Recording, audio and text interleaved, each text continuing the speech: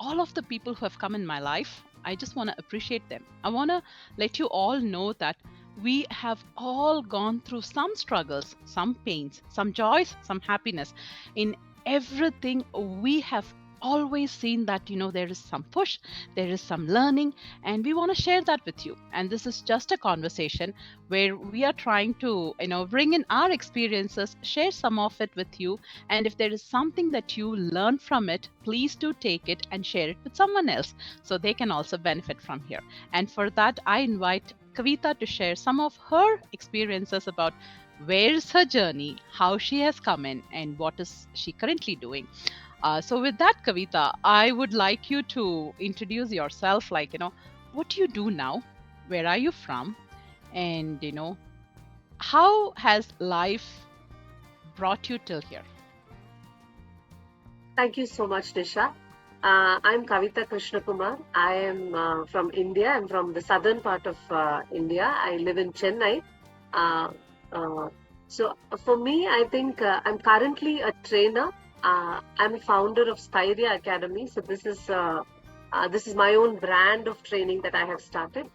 My journey here, I think, has come through various what should I say, trials and errors, because I wanted to figure out where I really fitted in. And I think when I reached 40, I kind of decided, okay, these are things I don't want to do, because it took me a lot of while to try a few things, because I thought I was interested in many things. So, when I look at my own profile, I know I have tried different things.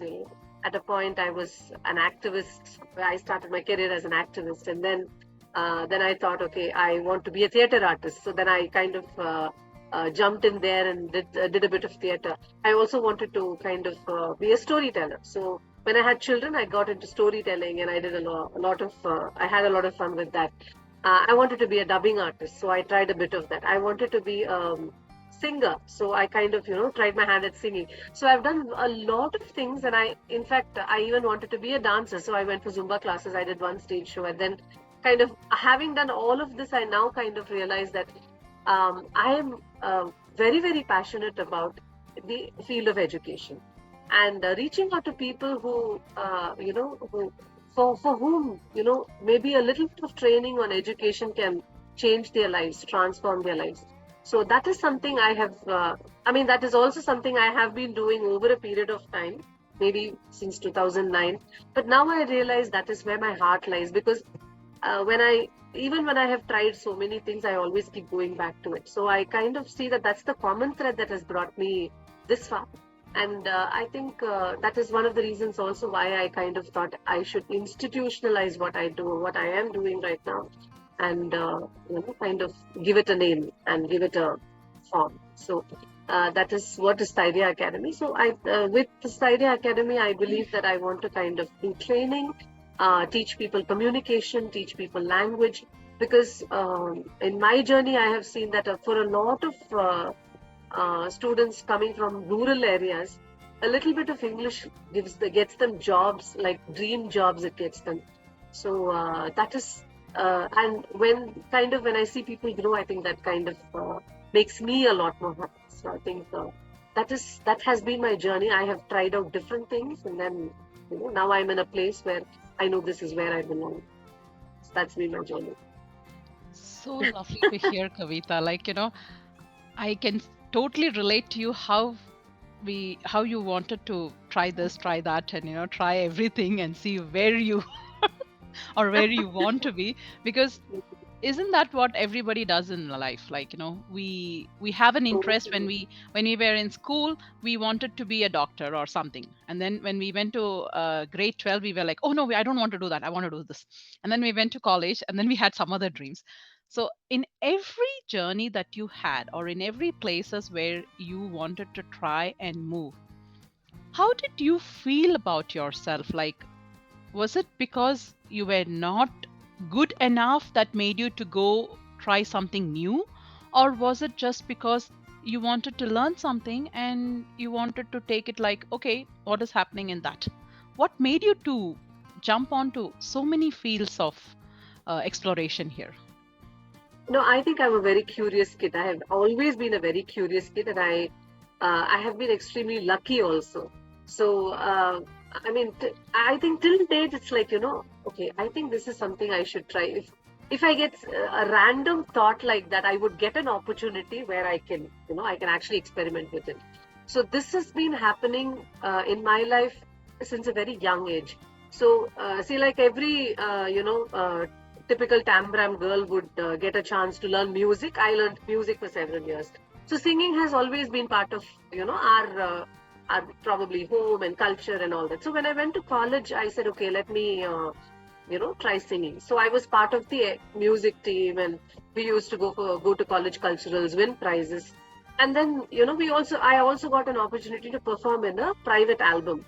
But then I realized that, I mean, I'm okay with singing, but I'm not as proficient as others. I have to really work hard on that. So I kind of made singing more of a fun thing, because I thought that singing for an album was a lot stressful than just kind of having fun with singing. So I said, okay, I don't want to get into that space because it's stressful. I want singing to be I just want to, I want to have fun, so I want to do it. So a lot of things were like that. So when I found them, in the sense that when I found them stressful, and it kind of didn't go well with me, I said, okay, I'm going to try something different. But I didn't want to leave that. See, today, singing has helps me in a lot of ways, because when I travel and meet new people, singing a song and getting people together, it becomes it becomes very easy when you can sing songs, play Antakshari or something like that, and get people. So, so that is something. As a profession, I didn't think I belonged there, but then as a fun thing, yeah, it is part of me. So every other thing is like that. So with theater, I kind of, I tried at college. I tried theater. It was, one random thing. I said, okay, and I wanted to do only one particular role. I aimed at that. I got that role. So it was part of our college play. Like the WCC has a college play every year, so I was part of the college play. And there, as somehow I always had this thing of, okay, I want to be a stage theater artist. But then when you spiritually realize that world is the stage and you're performing drama everywhere, then it's like, there is no need to go and perform in stage. But apart from, after that, I kind of did a bit of Tamil theater. I tried my hand at that. And those are the things that kind of helped me realize that I'm a trainer. And when I am on stage, what happens to me? Now I become the character.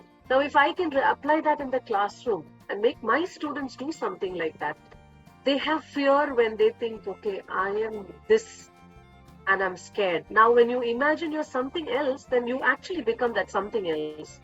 So when I tried theater in the classroom, I saw that my students, had a completely different kind of an experience.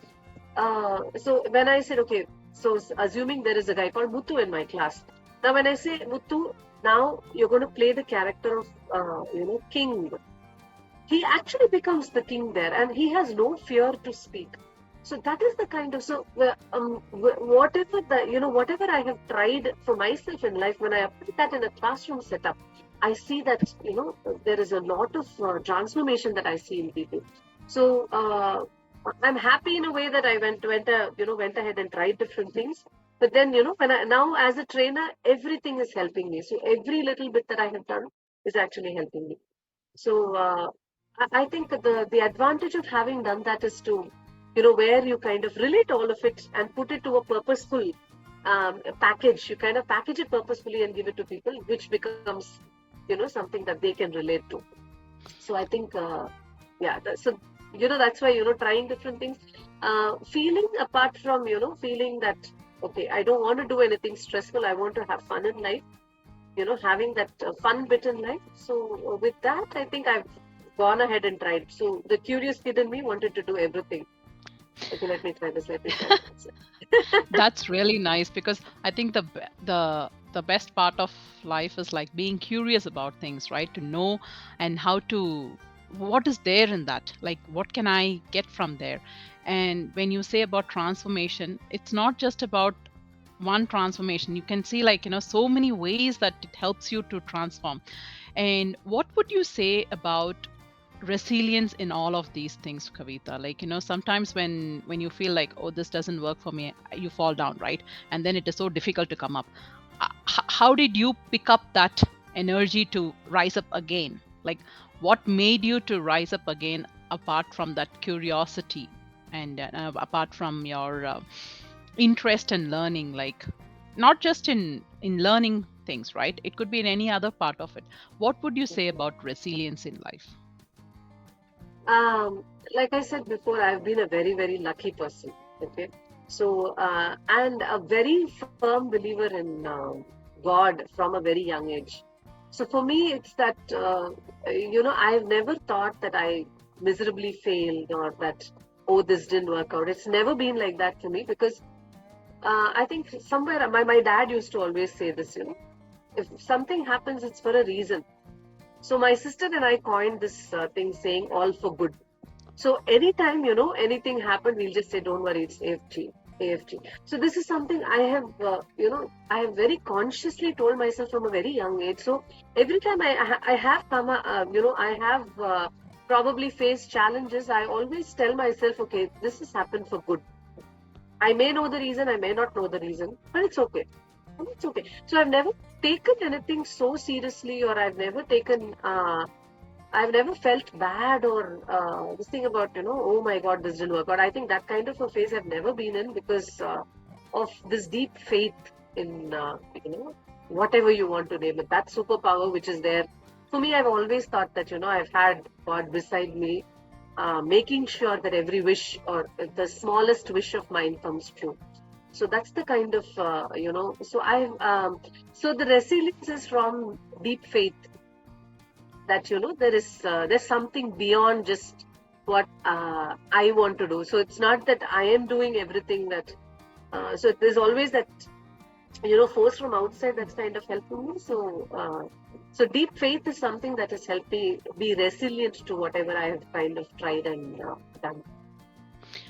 that that really touches me, because I'm also a very spiritual person, and I kind of always believe that, you know Lord sees and he gives you things, or you make things, or you do things because there's a purpose behind it. But yeah, as you said, we never know why we are doing it, and what makes us to lead or move forward in life, which is really good, because sometimes in this technological world, it feels like we are running behind so many things, and where are we grounding ourselves, right? It becomes very difficult to ground ourselves.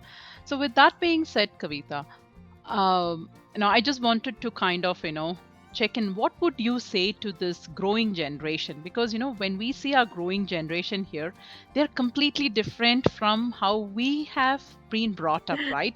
When our parents used to say, this is what you have to do, this is what you have to, kind of, this is your life, that is it, go ahead. We never questioned, we never saw we never thought the radical behind it, or like, rational behind it, like, oh, why are they saying this? Okay, we just go and do it, right? But nowadays we get our own children asking us, why do you want us to do this?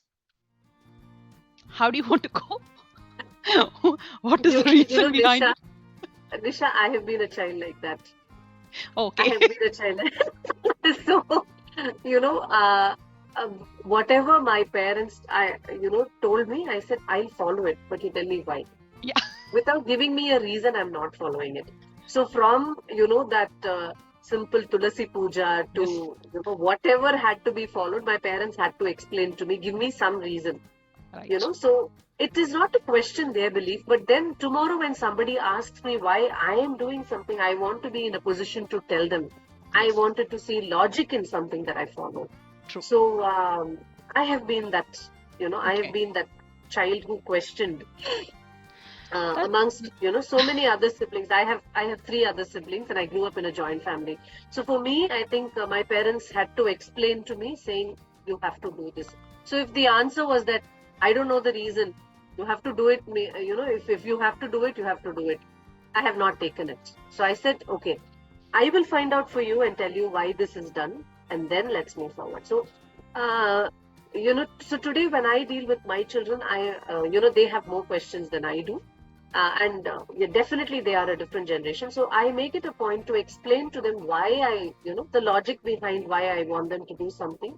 And then, of course, I still have the challenges of them telling me, oh God, you give me a lot of advice and this and that. But yeah, but then I think, because for me, like, the curious kid that I am, for me, I'm always curious to know, okay, what will make me convince them? How should I say in a manner that they are convinced? So that is something. So this curious kid in me still keeps finding these ways out. That's that's true. Like, yeah, we all want to know why we do things, right? Like we keep questioning, why am I blindly doing it? What is happening in me? So what would you take on or what would you say about assumptions in our life? Like we all have so many assumptions in our life, right? We whether we grew up with that or we believe that or we see that, and how would you kind of say for this coming generation, or even people around us, beside us, right? We all see many people with assumptions. What is your take on that? Mm, when it comes to assumptions about people, I think we have to give people time. A lot of times, when by the look of somebody, we assume that they are this, they are that. That I think that's the first kind of assumption that we make. Oh, this person dresses up like this, then person must be like that. So that's the kind of we probably grew up with it. And here I would really like to thank the opportunities that I have got with exposure to US culture, and a lot of values that I have been part of the US Department of State's programs here in Chennai. And there's a lot of talk about inclusion and things like that. So and we have to apply it in the classroom. So when I start doing that, and when I start looking at and also being part of a global classroom, I think now with pandemic has actually opened our minds and avenues so wide that you get to meet people and you understand, okay, they are probably not that bad, or you kind of understand that, oh, at some point they're actually like us. Otherwise we have these preconceived notions about countries and people and all of that. So now I think it is our responsibility to educate our our youngsters and the next generation about not being open, not assuming a lot of things, just being open. So say for example, if this happens a lot in a relationship. So when you don't assume that this person, you don't take that person for granted, that is. So a lot of times I have fights with my children over food. So I say, where is my share? Where is my share? You don't assume that the mother does not want to eat. So I want my share also. I want you to start thinking like that. Okay, so if there are if there is like a pizza, you cut it into 4 halves, 4 pieces, as in we're 4 of us, so each of us takes a piece. I mean, you don't assume that, okay, maybe she'll want a smaller piece. No, you make the equal thing. so like that, so that kind of so at home, this is something I practice, and my children know how how I will fight for my right over food. So I think it starts there. I mean, with our own relationship, you don't take them for granted. You don't assume that this person is going to do this for me. Kind of make it a point. In fact, I remember there was a point when I had told my children about my personal space. And if they wanted to, so even today my son comes and asks me, can I hug you? I have made it that clear to them that respect people's personal space, respect people's what the space that they want to have. And because I think in a lot of that is where relationships go wrong. When you start assuming, when you don't draw a line. I mean, even if it is the husband and wife, I think there is some line that we would like to draw, and I think respecting that line that people draw is very, very important. So when it comes to assumptions, yes, educating people about being open-minded, I think is very, very important. That's true. Letting people know, as well as There is no point in assuming about anyone for that matter. What you have in your heads, I cannot know what is there. And if I'm going to think and talk about that, it's like it's a past story. It's like it's useless. Like, and you know what? We've been in college days. We've known each other in a different way. But now we are in a different forum, different platforms, different places. So there could be so many changes that's come in life. And if we assume that, oh, I saw her that day, this like this and everything, we live in a past story. So I thank you so much for that beautiful explanation of how you let your children know that yes, I also expect a share from this. Don't just think about it.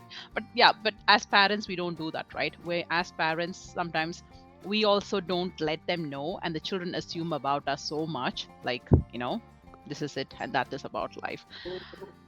If I have to ask you in closing, like, we've been talking about what's your life and how that experiences have helped you, and what kind of things have helped you to mold yourself to a place where you are now. What would you like to share to everyone, whoever is listening here, about life's obstacles and challenges they face? Like, everybody has that. I'm not saying that there is nobody who has no challenges and no obstacles, but some of them get stuck with that.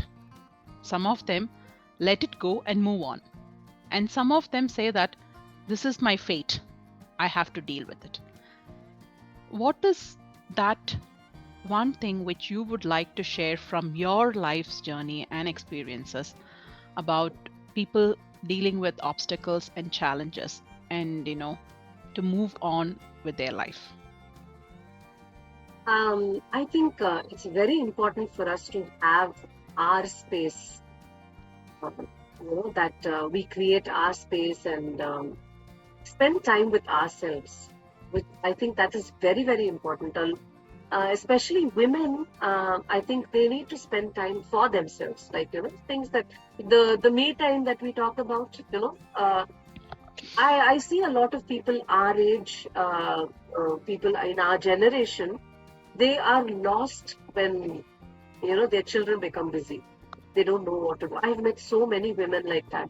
And I have helped them kind of find a reason and do something that they like and spend time for themselves.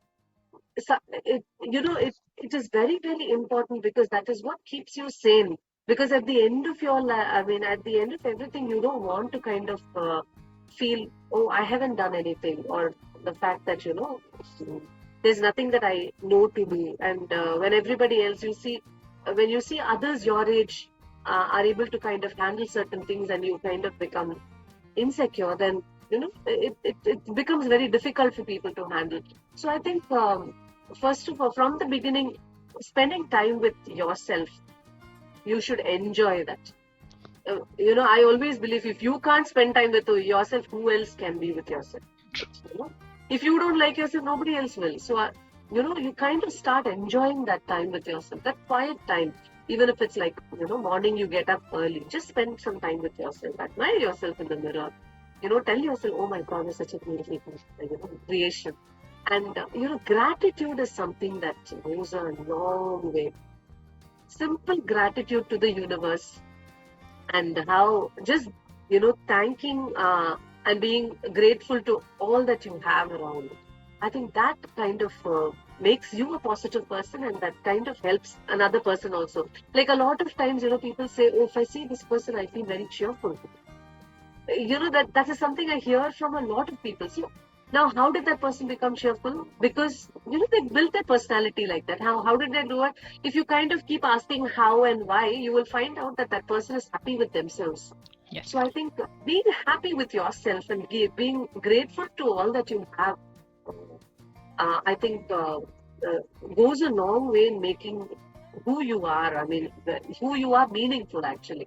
So that is something I do. There's a very simple practice that I do. I'd like to share that, if that really helps people. Yes. For me, aligning myself to nature is very, very important. And aligning myself to the sun, I think, is the most primary thing, because I think it's because of the sun that all other planets are in place. So when you kind of align yourself to a natural superpower, it kind of makes you. So every morning I actually offer my gratitude to the sun. So morning, I kind of, when I wake up, I kind of go to the eastern part of, and wherever the sun rises, I kind of bow down and I say thank you. And I kind of offer my prayers in the morning. If the first thing I do in the morning is that.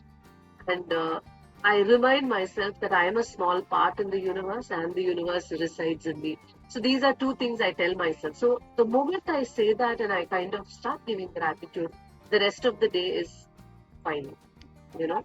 And I have the power, I have the power and the ability to handle anything that comes my way.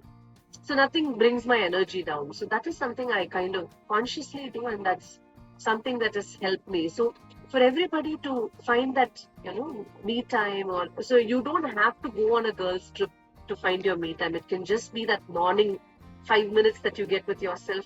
Just spend that time with yourself, admire yourself, offer gratitude to yourself. A lot of times I think thanking yourself and being sane, oh, I'm so happy you didn't say that word, that saved that situation, those kind of things. So, you should sometimes just thank yourself. I'm just so happy with that you didn't scream at them.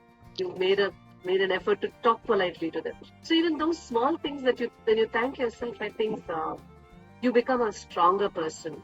So that would be my message. So just be happy. Yes.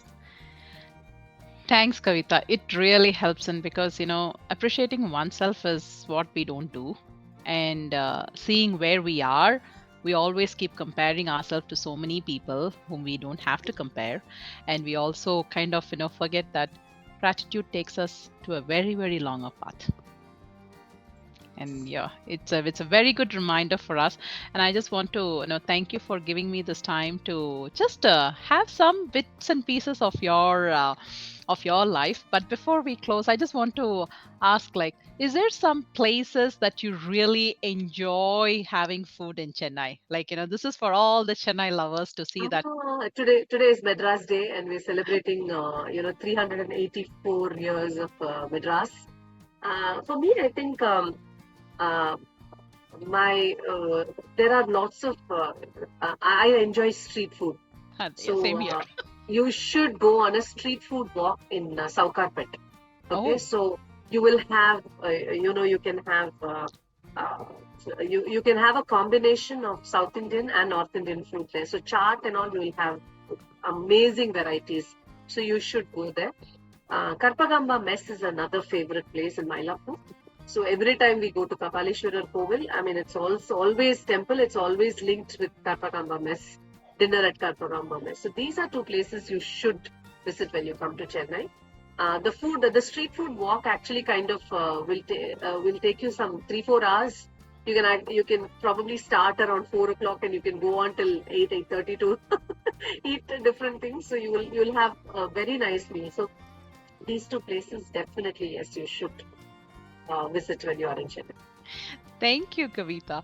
And Kavita, if people want to connect with you or if they want to kind of, check in with you, like what is happening and how they want to improve their life and everything, is there a place or is there a medium that they can connect with you?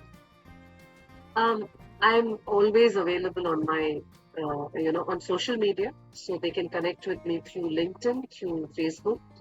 I respond to emails almost immediately. So all those avenues, definitely yes. So if they come down to Chennai, they can always meet me here. Yes. So yeah. That's really nice. So, everyone, it's an open invitation for you to see that if you face problems, if you have challenges in life, we are all normal people here. Like, we all have come through difficulties, obstacles, challenges, and everything. But we are just like you who are trying to make some differences in life. And I want to say thank you to Kavita for sharing her piece of life, her experiences.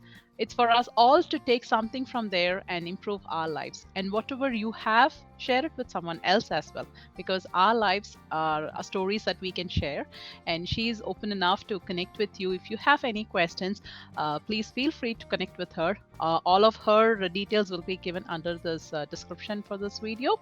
And I encourage you all to positively see how life can be for you.